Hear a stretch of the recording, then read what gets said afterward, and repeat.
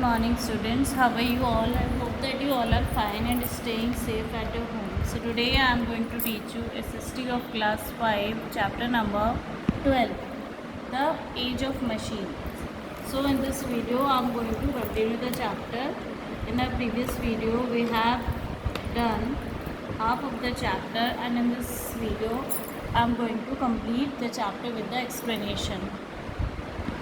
So as you know, this chapter is about the age of machines. So this is page number 65, and let's start from here. Other sources.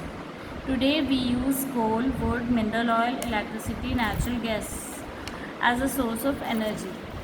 अब जो है हम क्या क्या use करते हैं? कोयला, लकड़ी, मिनरल ऑयल, बिजली और natural gases source of energy के रूप में. But we do not have an unlimited stock. पर इसका हमारे पास में अनलिमिटेड मतलब असीमित स्टॉक नहीं है. जो सारी जो फ्यूल है, सारी जो चीज़ें हैं वो एक सिर्फ लिमिट में हमारे पास है. One day these resources will be exhausted. एक दिन ऐसा आएगा जब ये सारे जो रिसोर्सेज हैं ये सब ख़त्म हो जाएंगे. This man is busy in finding a way to use unconventional source of energy. तो इसी वजह से जो है अब क्योंकि इंसान को पता है कि जो ये सारे सोर्सेज हैं ये लिमिटेड है हमारे पास, ये ख़त्म हो जाएंगे. तो अब जो है हम नए सोर्स ऑफ एनर्जी ढूंढने में कार्यरत हैं. Which as wind power and solar power, जैसे कि विंड पावर या solar power. Nuclear power and gobar gas from cow dung are also used as source of energy. जो न्यूक्लियर पावर है या फिर जो काऊ के डंग से गोबर गैस बनती है उसको भी as a source of energy use किया जाता है. The use of wind and solar energy will also keep the air free from pollution and our environment clean. अगर हम विंड और सोलर एनर्जी को यूज़ करते हैं तो इससे क्या होगा? पोल्यूशन का भी खतरा नहीं रहेगा और एनवायरनमेंट हमारा साफ़ रहेगा.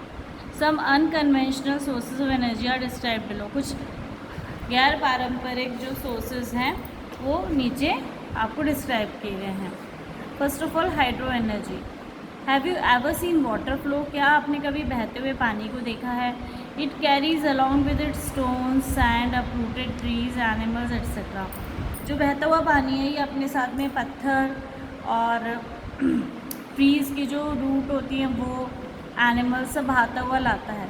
This is because water had tremendous energy. ऐसा इसीलिए होता है क्योंकि पानी में बहुत ज़्यादा एनर्जी होती है. When man realise this he started using water energy to run machines. और जब इंसान ने ये रियलाइज़ कर लिया कि पानी में बहुत एनर्जी होती है तो उसने इसका उपयोग जो है मशीन्स को चलाने में किया.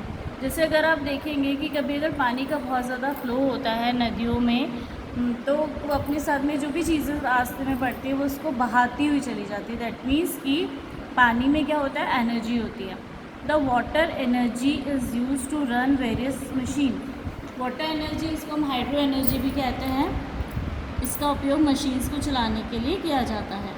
The hydro energy can be use for grinding grains in water. Means अभी हाइड्रो एनर्जी जो है पानी से बनी हुई जो एनर्जी उसका यूज़ कहाँ किया जाता है? उसका यूज़ किया जाता है जो वाटर मिल्स होती है उनमें अनाज को ग्राइंड करने में, transporting timber from one place to another and for generating electricity. एक जगह से दूसरे जगह पे जो टिम्बर को ट्रांसपोर्ट करने के लिए और साथ ही साथ इलेक्ट्रिसिटी को जनरेट करने के लिए. Generation of electricity is the most important use of hydro energy. और हाइड्रो एनर्जी का सबसे ज़्यादा उपयोगी मतलब उसका महत्व क्या है? सबसे ज़्यादा कहाँ पे वो काम आती है? वो आती है इलेक्ट्रिसिटी को बनाने में. Water is collected at a certain height in huge reservoirs. जो पानी होता है उसको सबसे पहले हाइटेड जो जलाशय होते हैं उनमें इकट्ठा किया जाता है. This water which has a lot of potential energy. ऐसा पानी जिसमें कि बहुत ज़्यादा पोटेंशियल एनर्जी होती है is then made to fall on turbines connected to huge generators. फिर ऐसे जो पानी है इकट्ठा किया हुआ जो पानी है उसको टरबाइन से जो कनेक्ट एक टरबाइन से नीचे की तरफ गिराया जाता है.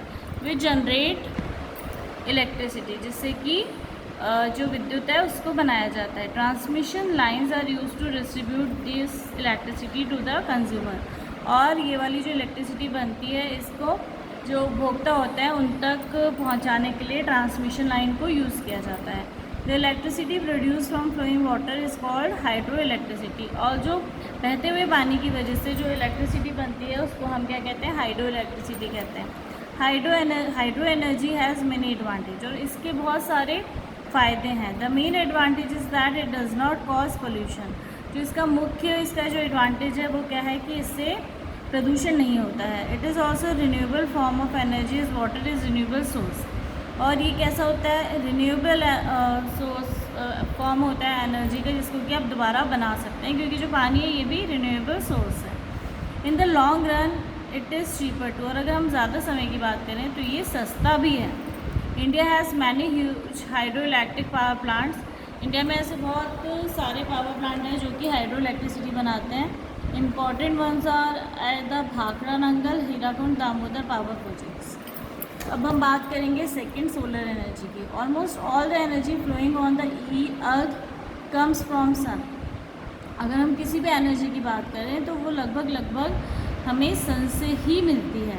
It is impossible to have life without sun. और ये हम सभी जानते हैं कि सूरज के बिना हम अगर अपने जीवन की कल्पना भी नहीं कर सकते हैं, क्योंकि हमें खाने पीने के लिए हम बहुत सारी चीज़ों पे डिपेंड रहते हैं, प्लांट्स पर, एनिमल्स पर। तो सारे जो है वो सूरज के वजह से डायरेक्टली और indirectly plants use solar energy for photosynthesis. जो प्लांट्स होते हैं ये अपना भोजन बनाने के लिए फोटोसिंथेसिस प्रक्रिया में सोलर एनर्जी का, जो सन से एनर्जी मिलती है उसका वो यूज़ करते हैं। A part of it is used in heating air. और इसका कुछ जो पार्ट होता है उससे क्या होते हैं, एयर को हीट करने के लिए यूज़ किया जाता है। This is in turn causes wind, as hot air being lighter rises up and the cool air from the surroundings area rush into take its place there by forming wind. And water cycle, solar energy is also used in solar heating device like heater, cooker, solar cell etc.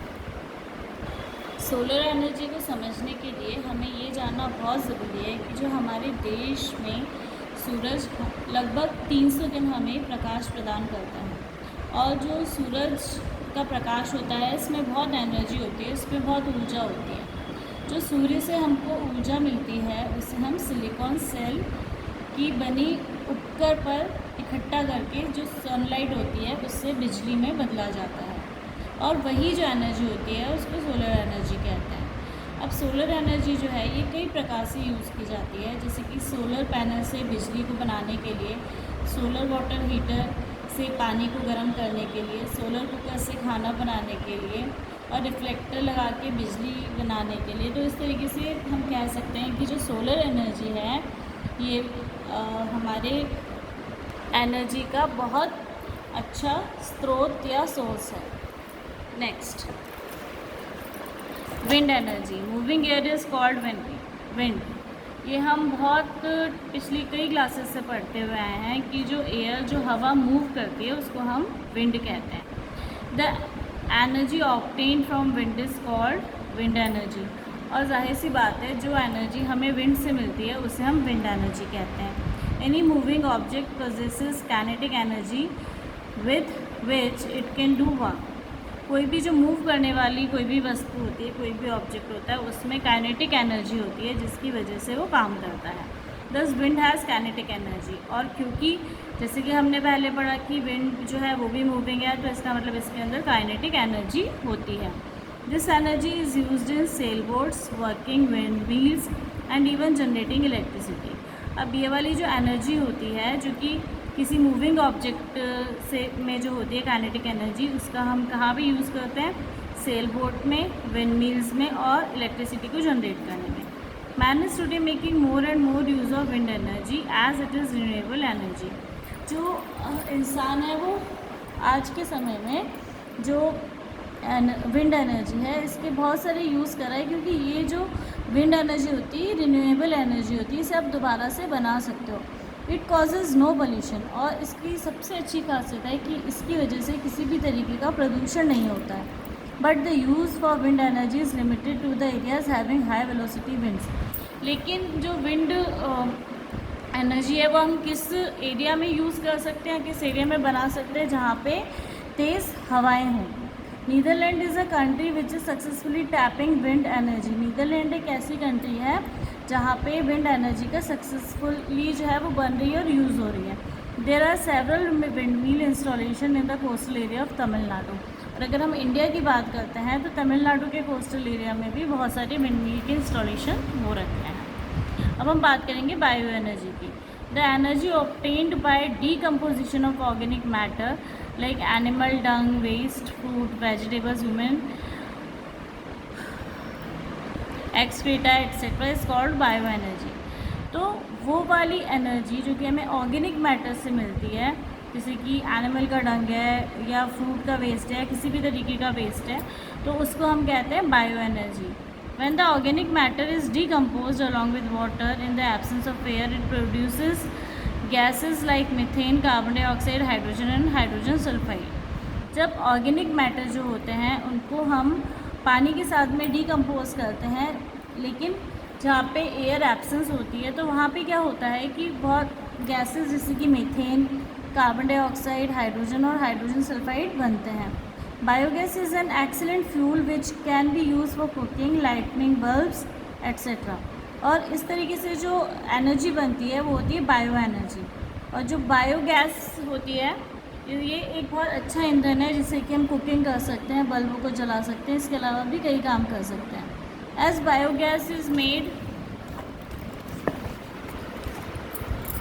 From organic waste which are easily available specially in rural area.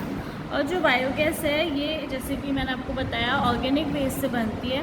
ये बहुत ही आसानी से उपलब्ध रहता है, ख़ास तौर पे रूरल एरिया में। It is being increasingly used, और इस वजह से ये जो है अच्छे से ज़्यादा मात्रा में यूज़ होता है। तो इस तरीके से इस चैप्टर में हमने कई सारे टॉपिक्स हमने जो है क्लियर किए। सबसे पहले हमने एज ऑफ मशीन के बारे में पढ़ा कि हम मेटल की प्राप्ति कैसे हुई। मेटल से पहले जो है हमारे जो पूर्वज थे वो किस चीज़ का यूज़ करते थे टूल्स को बनाने में, स्टोन्स का यूज़ करते थे। उसके बाद में स्टीम इंजन आया, फिर मास प्रोडक्शन की बात हमने करी, और उसके बाद में हम सोर्सेस ऑफ एनर्जी मतलब फ्यूल्स पे आ गए। अब सोर्सेज ऑफ एनर्जी में हमने बात करी कुछ उन सोर्सेज की जो कि हमारे पास में लिमिटेड है, जैसे कि कोल है, मिनरल ऑयल।